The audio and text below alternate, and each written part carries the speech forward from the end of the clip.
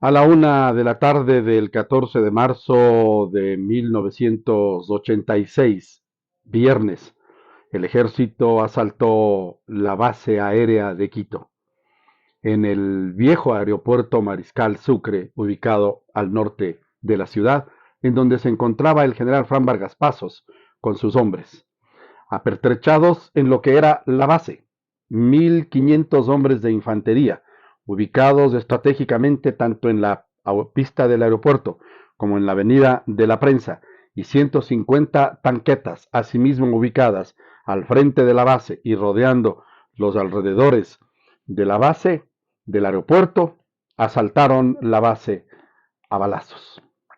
Lo primero que hicieron fue recoger a los civiles que estaban en un lado de la cabecera de la pista, les empujaron hacia atrás y abrieron el paso y empezó una balacera. ¿Cómo comenzó esto? Fran Vargas la semana anterior había denunciado que había cometido corrupción.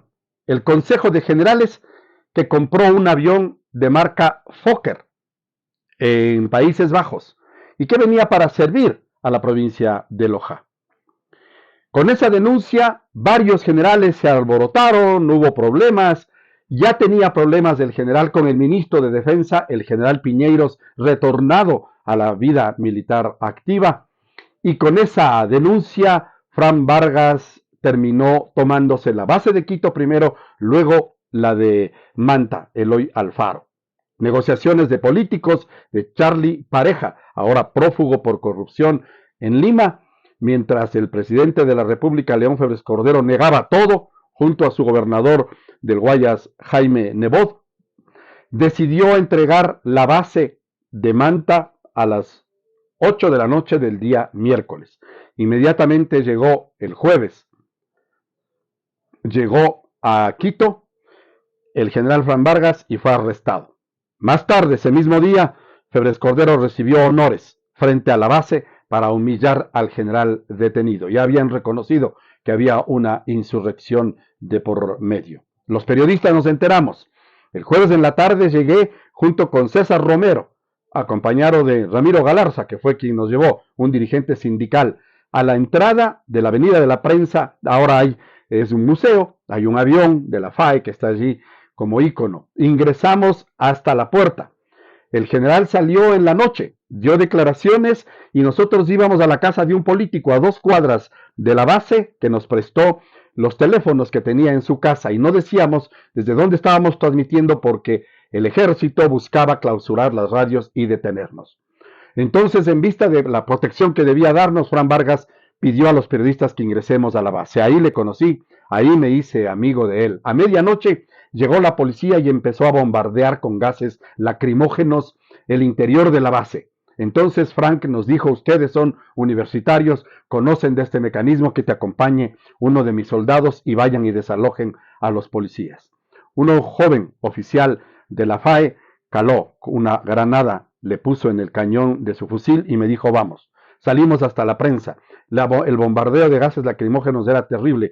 Entonces yo le sugería a todos los que estábamos ahí que nos acostáramos en el piso para que el gas suba y después avanzábamos. Reptando llegamos hasta la Avenida de la Prensa.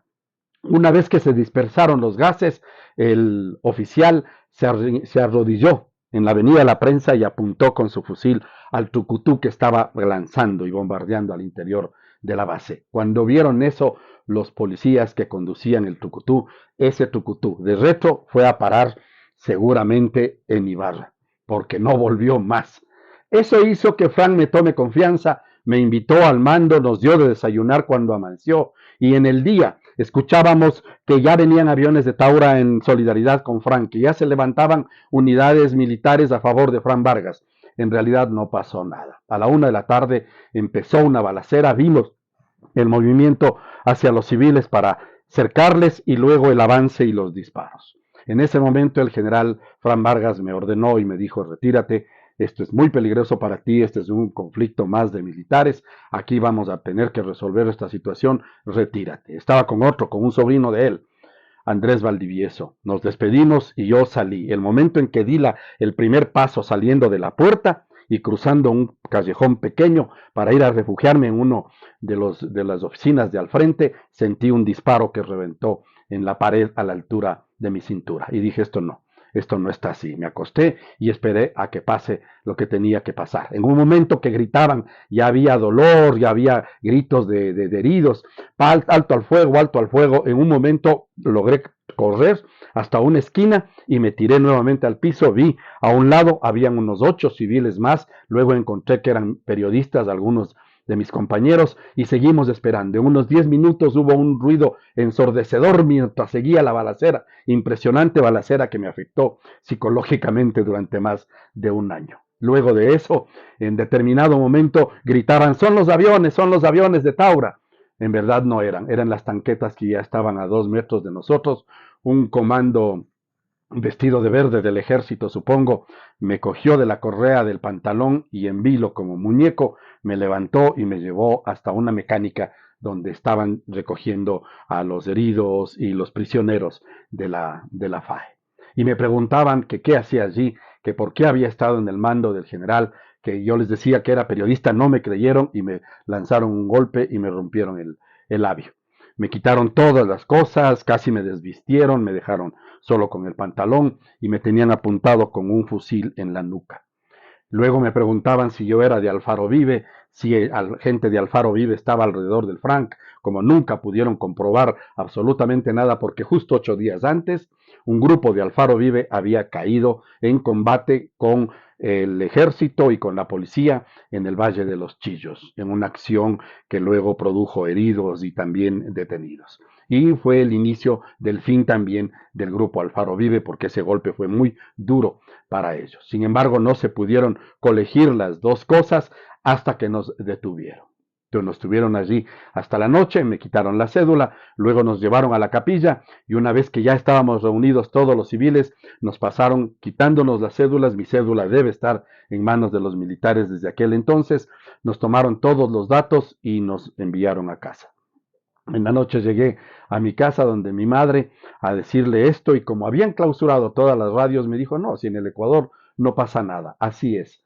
Fernando Tinajero, luego un académico, escribió un artículo sobre esos días que decía, en el Ecuador no pasa nada. Ah, no, sí, pasa la línea equinoccial, pero como es imaginaria, tampoco pasa nada. Sí, 14 de marzo de 1986, el general Fran Vargas Pasos terminó detenido y luego se produce lo otro que hay que contar, el secuestro de Febres Cordero por no aceptar la amnistía para el general Fran Vargas Pasos.